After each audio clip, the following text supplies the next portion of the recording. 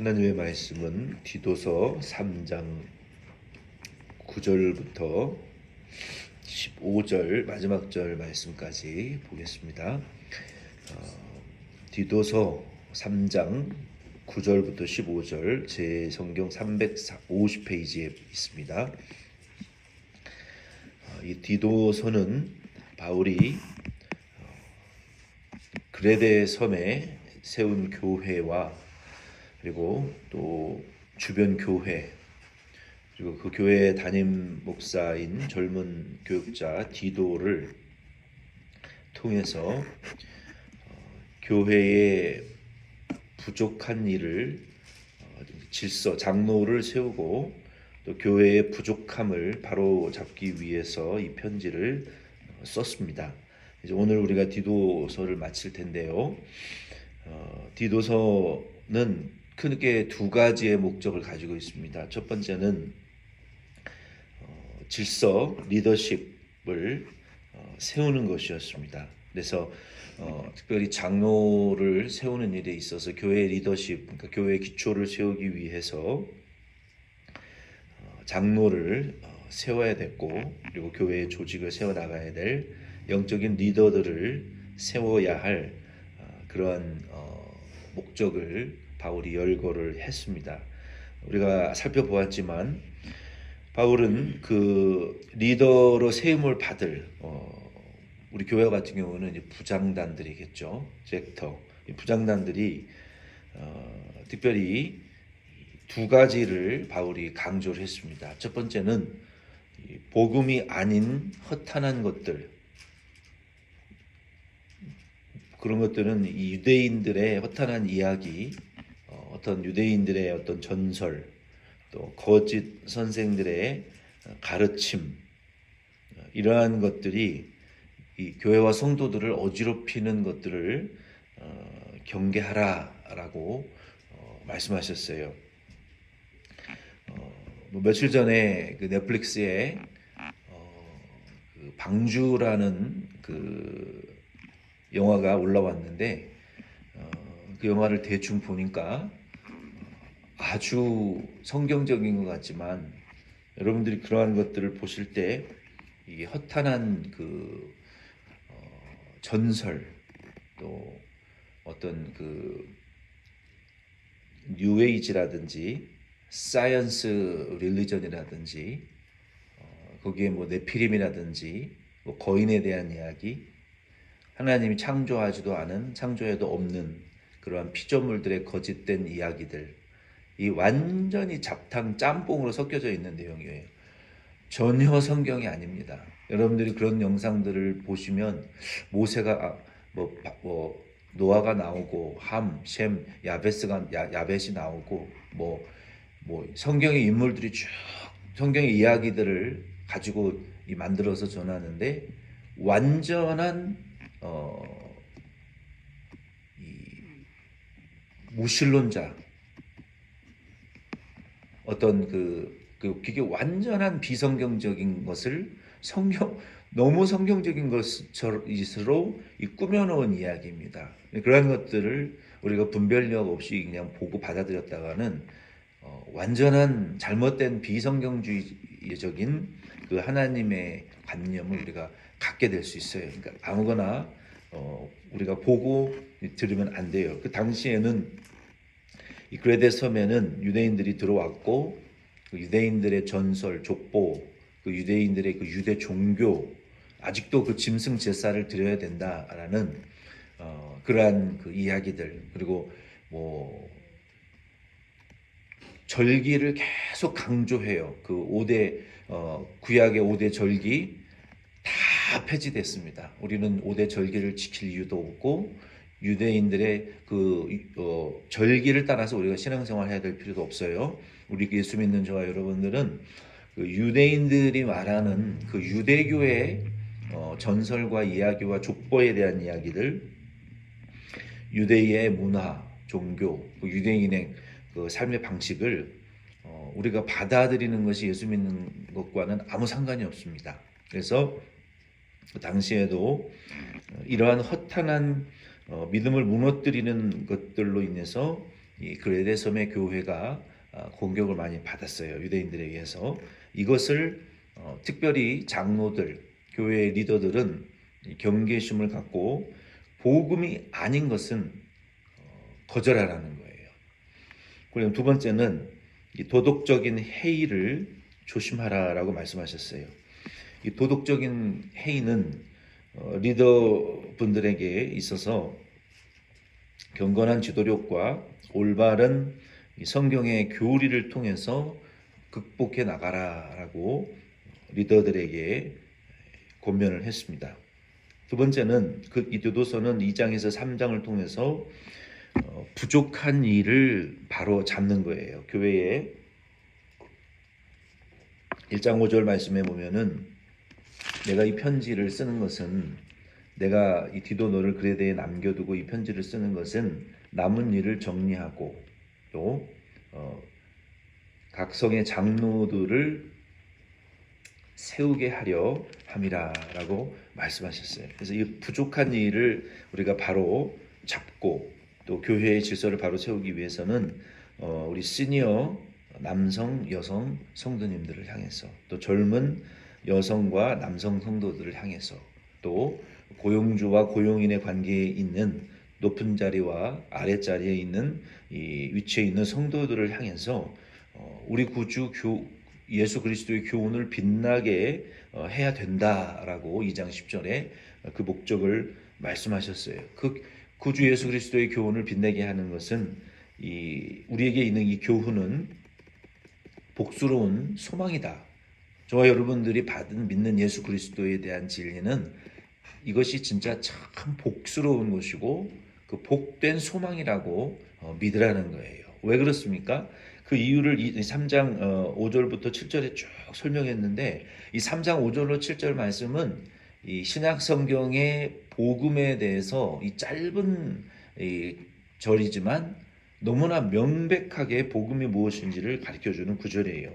우리를 구원하신 것이 행위가 아니라 하나님의 그 풍성한 긍휼과 자비로 말미암아 우리를 구원하신 것이다. 이것이 복음이라는 거예요. 그리고 우리를 중생의 씻음으로 성령의 새롭게 하심으로 우리를 구원하신 것이다. 그리고 우리에게 성령을 부어주시고 은혜로 우리를 의롭게 하신 것이 복음이다.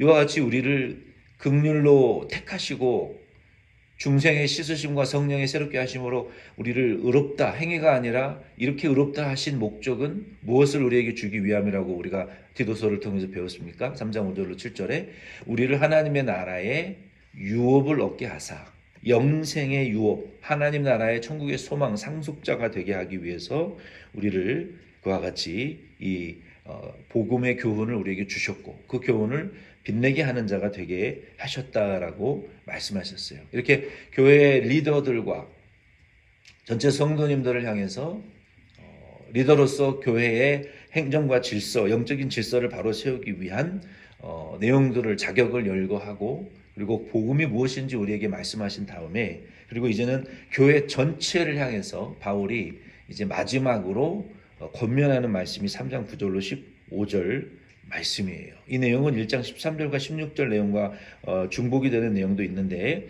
거기에는 이 전반적으로 한 3가지 정도를 바울이 교회 전체 성도님들을 향해서 마지막 권면과 마지막 그 인사를 하고 있는 내용이 있습니다. 첫 번째는 이 전체 교회를 향한 첫 번째 권면은 9절 말씀에 보면은 그러나 어리석은 변론과 족보 이야기와 분쟁과 율법에 대한 다툼은 피하라. 이것은 무익한 것이요 헛된 것이니라.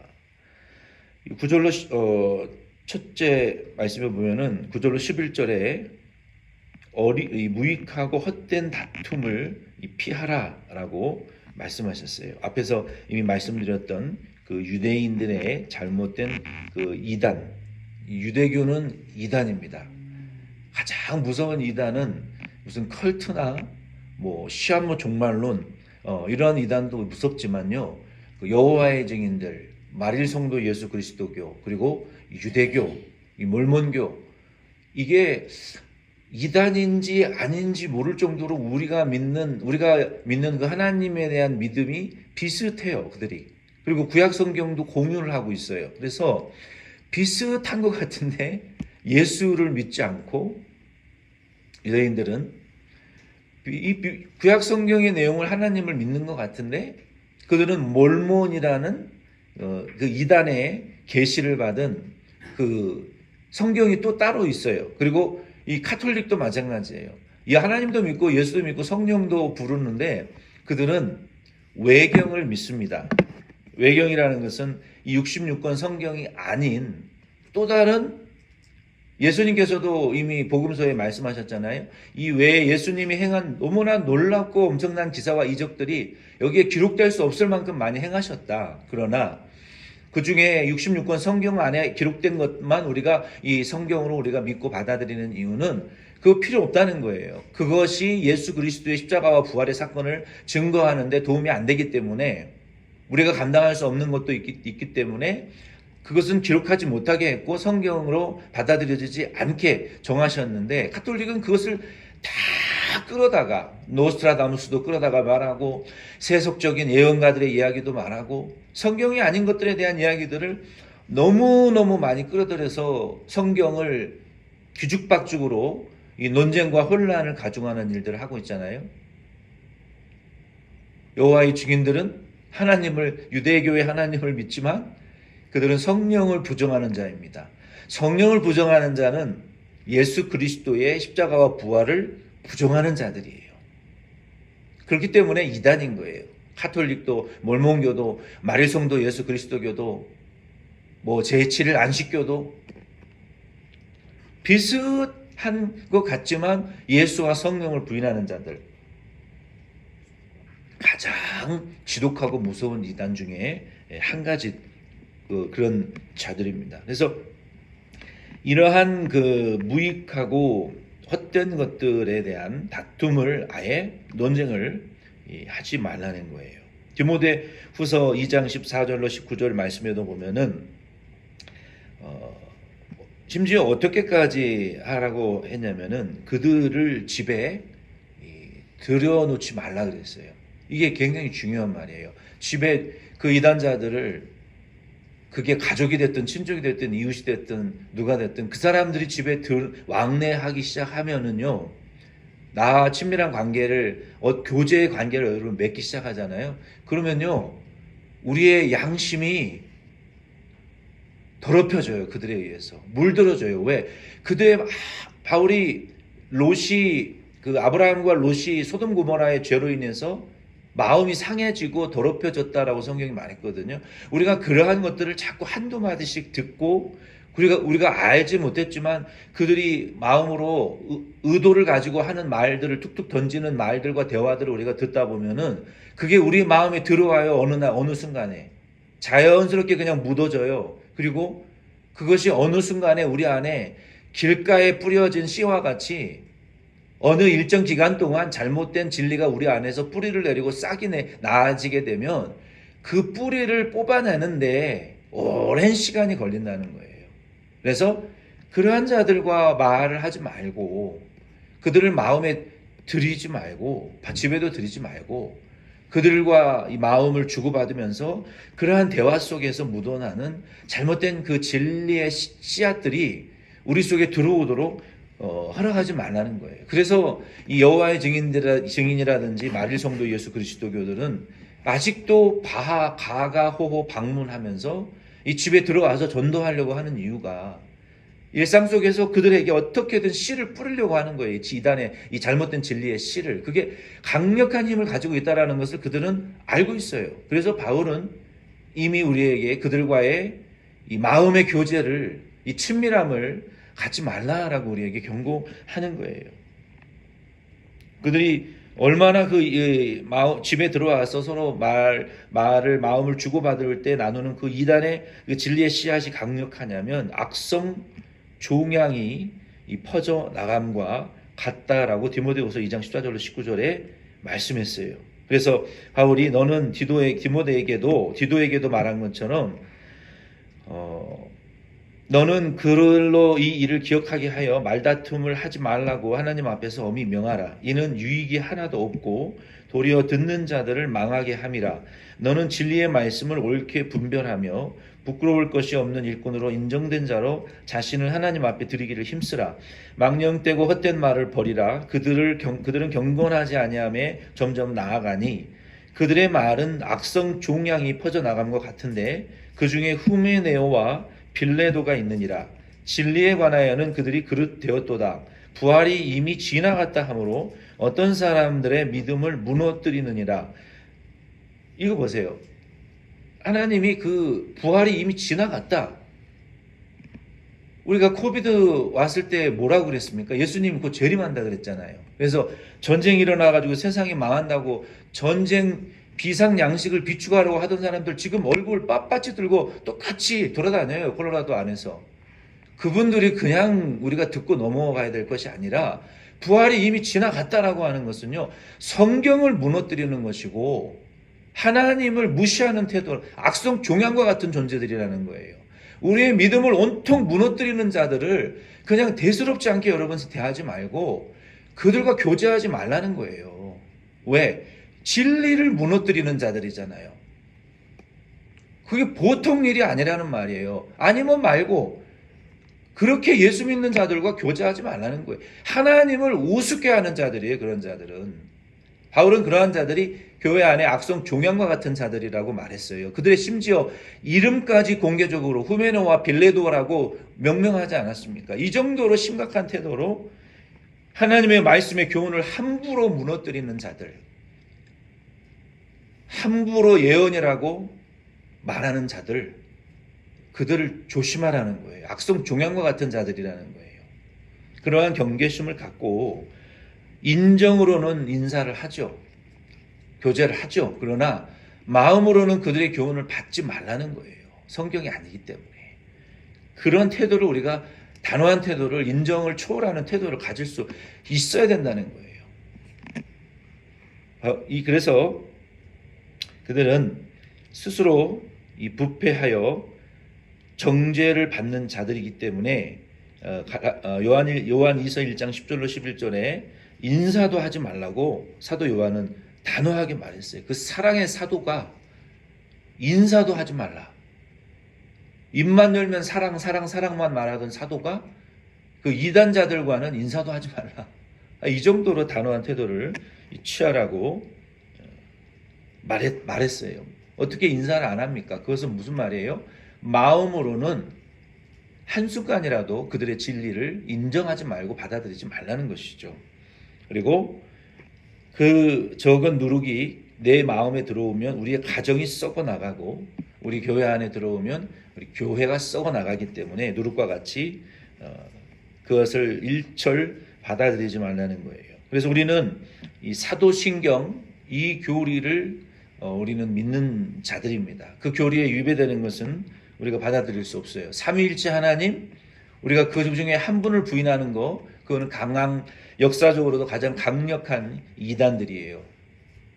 그리고 예수 그리스도의 그 신성과 인성을 부인하는 거, 이거 이단입니다. 그리고 성령이 하나님이신 것을 부인하는 거, 그리고 성도의 육체의 부활, 예수의 재림, 영생과 하나님의 나라를 부인하는 자들, 이거 다 이단자들이에요. 이러한 기본적인 것들을 우리는 양보하거나 타협할 수 없고 또 부정해서는 안 되는 거예요. 이단자들은 이런 것들을 부정하기 때문에 스스로 부패하는 자들이에요. 그리고 마지막으로 12절에 15절에 보면은 바울이 이제 마무리 인사를 하고 있습니다. 내가 아네마나 두기고를 내게 보내리니 그때에 내가 급히 니고볼리로 내게 오라. 내가 거기서 겨울을 지내기로 작정하였노라. 율법 교사 세나와 및 아볼로를 급히 먼저 보내어 그들로 부족함이 없게 하고 또 우리 사람들도 열매 없는 자가 되지 않기 위하여 필요한 것을 준비하는 좋은 일에 힘쓰기를 배우게 하라. 나와 함께 있는 자가 다 내게 무난하니 믿음 안에서 우리를 사랑하는 자들에게도 이게 너도 무난하라. 은혜가 너희 무리에게 있을지어다. 아멘. 바울은 이 디도에게 이 아데마나 성경의 기록이 전혀 없어요. 그러나 그 바울이나 디도의 사역을 함께 동역했던 사역자 중에 한 사람입니다. 그리고 두기고, 이 두기고는 성경의 기록이 여러 군데에 나오는 사람인데, 이 옥중서신, 앳빌 골몬, 에베소서, 빌립보서, 골로새서, 빌레몬서를 지참하고 전달하던 이 메신저, 그 역할을 했던 사람이고, 바울이 지금 이 디도를 여기 12절에 보면은 어디로 부릅니까? 니고볼리라는 곳에 오라 그러는 거예요. 그 니고볼리가 겨울에 따뜻한 곳이었던 것 같아요. 그래서 바울이 건강이 너무 약해졌기 때문에 거기에서 휴양을 좀 하면서 함께 뭐 기도하고 성경을 연구하기 위한, 사역자들의 훈련하기 위한 장소로 아마 썼던 것 같아요. 그래서 그 니고볼리로 네가 오면 이 두기고가 가서 디도가 이 안식월을 안식연이나 안식월을 갖는 동안 바울과 그레데 섬의 교회를 목양하는 일을 이 두기고에게 부탁한다라는 이야기를 했어요. 그리고 이 교법사 세나, 아볼로, 세나는 유대인으로서 개종한 예수 그리스도를 믿은 그 율법의 교사였습니다. 아볼로와 마찬가지로 다 사역자들이 되었어요. 그래서 이와 같은 사역자, 두기고나 아데마나나 디도나 세나나 아볼라, 이러한 사역자들을 이 그레데 교회에게 물질적으로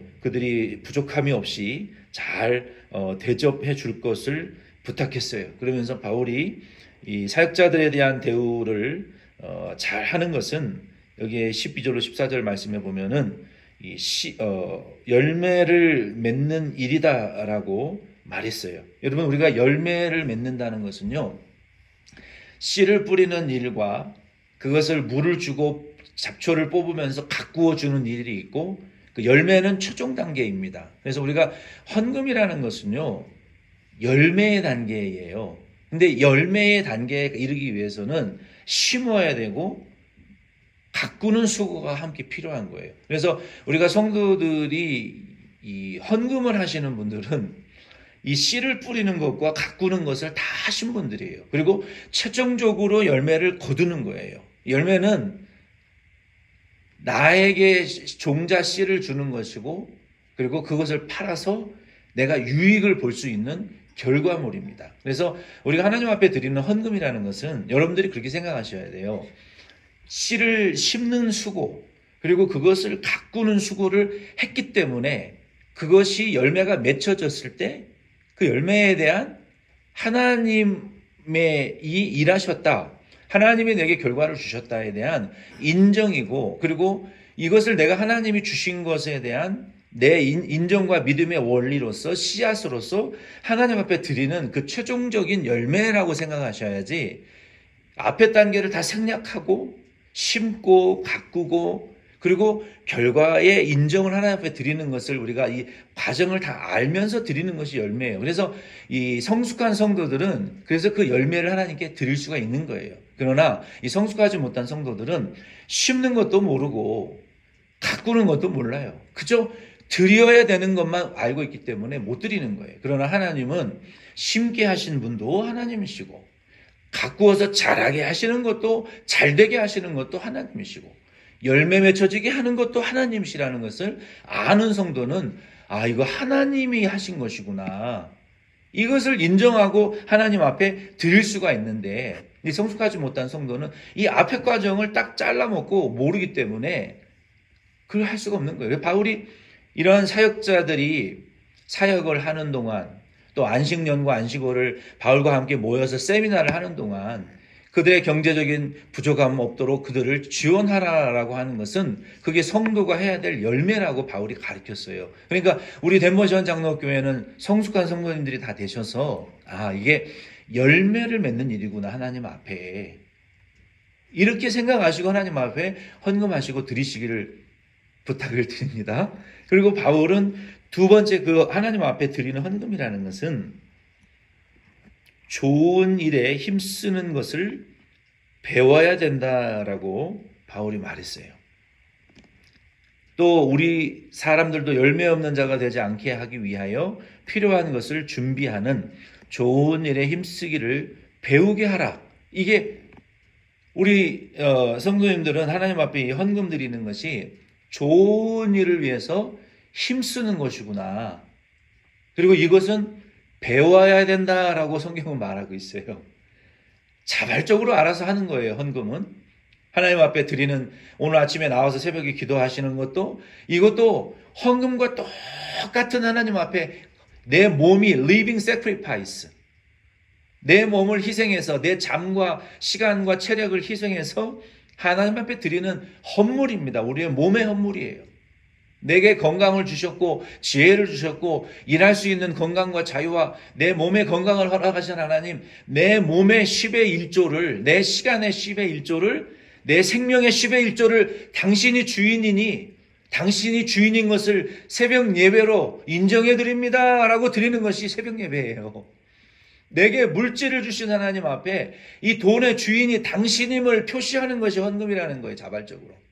이게 좋은 일이고, 그러면 하나님이 우리에게 내가 몸을 드리면 내 몸의 건강을 하나님이 축복하시고 더 강하고 건강한 몸으로 하나님이 하신 일과 세상 일을 감당할 수 있게 하시고, 나머지 것들도 마찬가지라는 거예요. 그래서 이것은 좋은 일이고 배워야 될 일이라는 거예요. 가르쳐야 될 일이라는 거예요. 그래서 우리 덴버션 장로교회 성도님들은 이 일에 대해서 바울이 말한 대로 우리는 하나님 앞에 열매를 드리는 것이, 이것이 헌금이고 좋은 일을 위해서 우리가 힘쓰고 배워야 되는 일이라는 것을 오늘 이 말씀을 통해서 여러분 깨달으시고 저와 여러분도 그 일을 해나갈 수 있기를 바랍니다. 마지막 바울은 나와 함께 있는 다른 사역자들이 믿음 안에 있는 성도들을 향해서 문안하고 인사하고 축복한다라고 하면서 Grace be with you all 이라고 축복했어요. 그래서 우리 교회 성도님들은 이제 오늘부터 우리의 인사를 이게 좀 바꿔보면 좋을 것 같아요. 하나님의 은혜가 여러분 모두에게 함께 있기를 축복합니다 라고 인사하시고 우리 서로 볼 때마다 문안하실 수 있는 저와 여러분 다 될 수 있기를 바랍니다. 주기도문으로 예배 마치겠습니다.